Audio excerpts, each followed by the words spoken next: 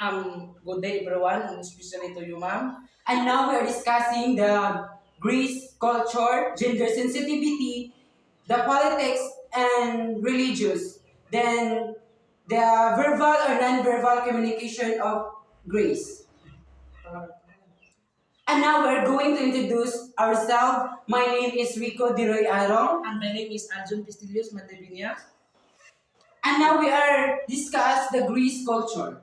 The cultural of Greece has evolved 1,000 of years beginning in Mycenaean Greece, continuing most notably into classical Greece to the influence of the Roman Empire and its successor, the Byzantine Empire.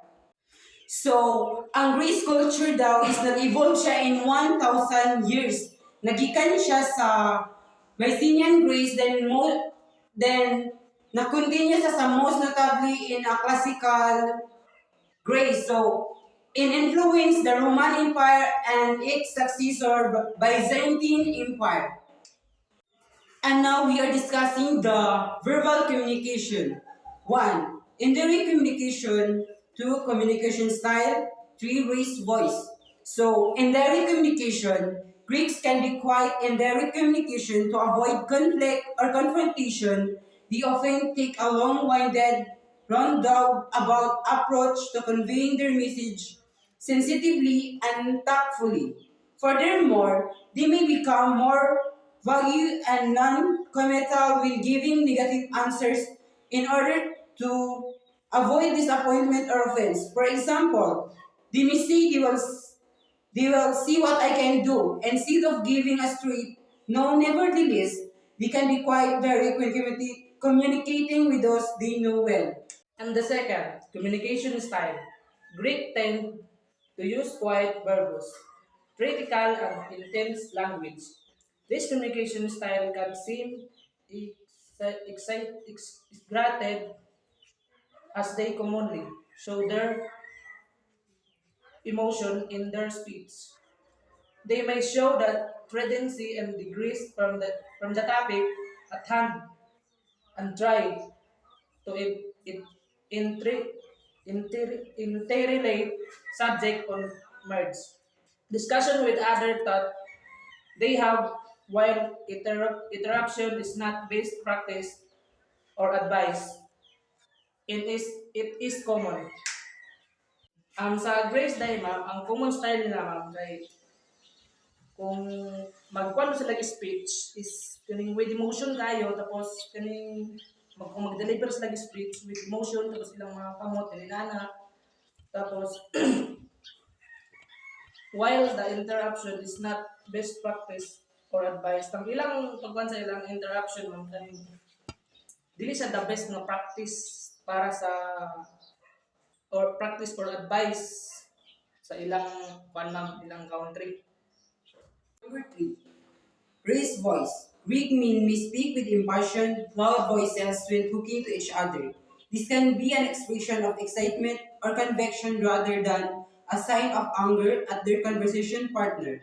Alternatively, a Greek becoming more nonverbal and reclusive would be a stronger indication that they are seriously upset. Um, ang sa Grace Food, ma'am, kay kung mag-istorya sila, bisan dulgit na kayo, kaning kusog ilang tingog, ilang ilawder, bisan talking to each other, loud ilang kuan ma'am, bisan grabe na mo kadool, tapos ilang inistoryahan is normalize nila ma'am mga kaning kusgon gid ilang tingog. And now we are discussing the nonverbal communication. There are Over. 7 types of verbal communication like personal space, physical contact, body language, pointing, expression, nodding, eye contact, gestures, exhale. So, ang pinakauna na is personal space. So, Greeks do not require a lot of personal space between one another. Therefore, they may sit or stand at slightly closer proximities than what you are used to. It is not unusual to have one belongings or body touching the stranger next to him when queuing, sitting, standing on public transport or in a crowd. And two, physical contact. Greek are generally very tactile people comfortable with open affection, hugging and kissing is common in public spaces. People often touch one another or the back arm or leg to emphasize their point as they talk. Ang sa Grace, ang ilang physical contact is kaning ang affection plus hugging and kissing is commonly in public and kumpara sa to Pilipinas is ang makakita lang mo kiss inaada yung libak-libak tapos sa ilaha is normal na sa ilaha nga magkita ka sa imong friends or kuan mag-hug ka mag-kiss tapos touch one another back arm tapos mag-touch sila sa ilang arm tas or leg baka impress their point is kung mag-talk sila mag-touch sila sa ilang arm tas ilang leg. Body language. Expect many hand gestures to be used during communication. Greeks tend to be very expressive in their body language. Consider that newly migrated Greeks may interpret Australian body language as being stiff and reserved. So sa Grace DI kay gamit kay ilang body language so like sa hand murag mao na ni ilang ginapaan nga kanang ilang culture na gid ang hand like communicate sila sa other person or other kanang may mga bisita nila like nga na then ang Greek side kay murag kanang murag bitaw kanang like ilan ang ginapurso ang body language like sa hand sa senyas-senyas like nga na 20. It is impossible to point at someone with the index finger. Impossible. Expression. Despite being animated communicators, Greek can have a more serious exterior, a fun first impression. They may not smile frequently or exchange much humor or pleasantries during first interaction with stranger, e.g. asterisk, paper, asterisk. People tend to be more warm and unreserved around their friend. Nodding. Greeks do not nod and shake their hand to communicate in the same way as the English-speaking West. To indicate no, one tilts the head backward once. Nodding the head slightly forward means yes. It is safest to verbally agree in order to avoid confusion. So, sa Greece daw, kay gagamit sila kanang murag silang head. Like, sa pag, murag, kanang part bitaw nga kanang gadini sila, murag ilang i-backward ilang ulo, then ang yes, ilang i-forward ang ilang ulo. So, ingana ilang paggamit sa like nodding dito sa Greece. Eye contact. Greeks usually expect direct eye contact to be made during conversation. Try and meet the guest when you talk to them. Eye contact conveys sincerity and honesty. Sa Grace mode, ang ilang pagkuan sa tao kaning communicate kita kaning pag-contact nila sa tao sa ilang conversation is dapat kung mag-talk ka sa imong guest eye to eye contact gina siya dapat kaning murag magtinutuka man duha ba tapos convey sincerity and honesty ang ilang kwan dito sincerity and honesty nimo. Gesture. The hand gesture that signal okay by putting one finger and thumb together to make a circle. It is an obscenity in Grace. It is also severely insulting to hold up your open palm. Fingers spread at someone's face. This is called the moiza. To make this gesture with both hands at the same time and tap to double the amount of offense caused. So katudo ang katong putting one's four fingers so mo to ang sign nga mag-signal sila nga mag-okay like kanang na sila yung time nga kanang maghimo sila group activities or sa ilang kanang city like nga na so kung ang tanan ipatawag or nagpipok na sila nga kanang ga-communicate na sila ang sign daw sa ang signal ana is katong four finger then ang sa Greece daw kay murag literally like kanang ang ilang ginagamit gid sa like sign or nga na kay murag hand gestures gid siya. So connection na to siya ganina sa akong na-explain dito sa nuding sa grace like na murag sign nga no or yes murag magamit gyapon sila ingani nga sign.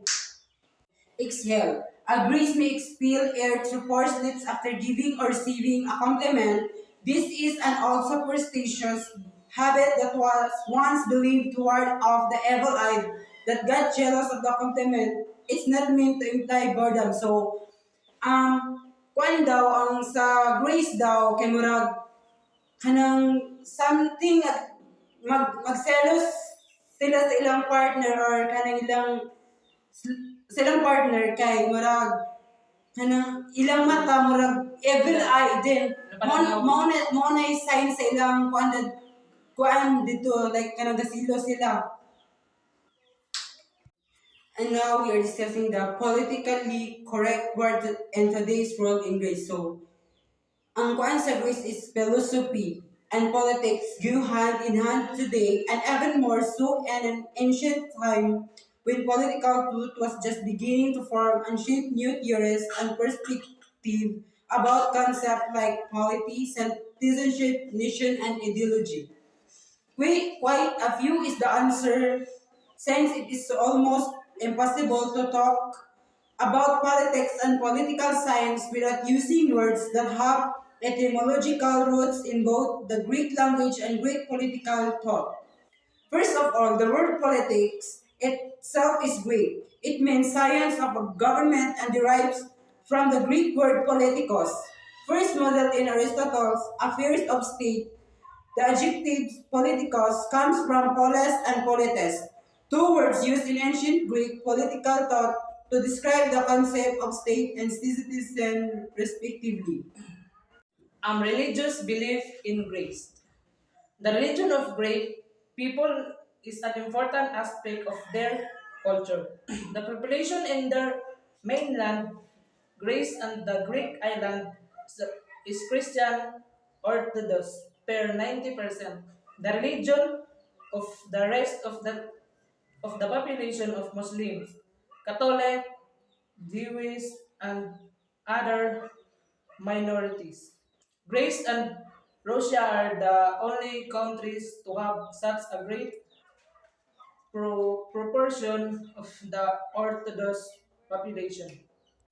So, ang religious daw sa Greece is kanang murag culture na murag important aspect. Then, ang population sa kanang ilang religious or ang main nilang religious is Orthodox nga murag 90% do. So, ang Muslim o Catholic is murag lowest ra sa ila datong lugar. So, ang pinakataas gyud ato kay ang Orthodox nga religion. The Orthodox Church forms the third largest branch of Christianity. After the Roman Catholics and the Protestants, you will find below information about the history of Orthodox religion in Greece. The founders of the Orthodox Church, the schism, the connection with the Greek nation, the separation with the state, and other religions in Greece. According to the history of Orthodoxy, the first who came in the Greek territory to preach Christianity was St. Paul in 49 AD.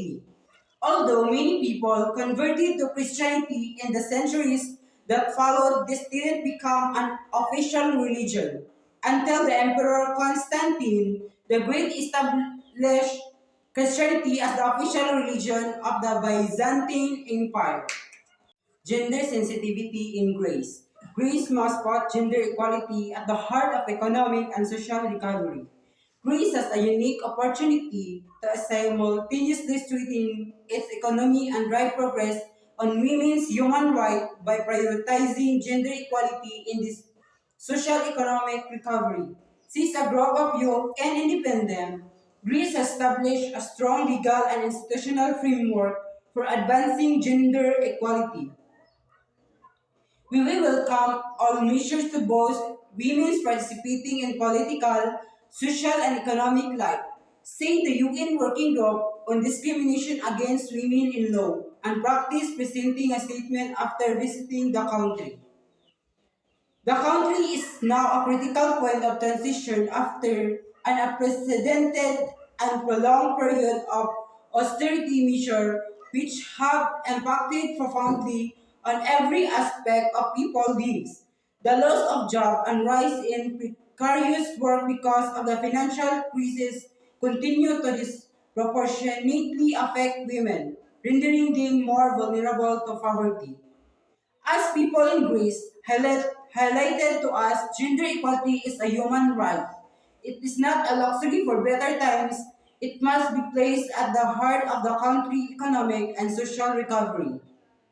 The experts said Greece was lagging behind other countries in the European Union in women's right despite legal and policy frameworks being in place because of poor implementation, the persistence of discrimination, and the lingering impacts of the crisis and austerity measure. Currently, Greece has one of the lowest rates of women's employment in the European Union and is the lowest ranking country in the Gender Equality Index for EU countries. The situation for marginalized groups such as migrant and Roma women is even worse, the experts said. And that's all for discussing for today. Thank you and God bless us all. The expert also note that the law in relation that maternity protection was not being implemented uniformly and expressed concern about ongoing discrimination based on pregnancy and family responsibility, as well as the persistence of the gender pay gap and the absence of the women and leadership roles. And that's all for discussing for today. Thank you and God bless us all.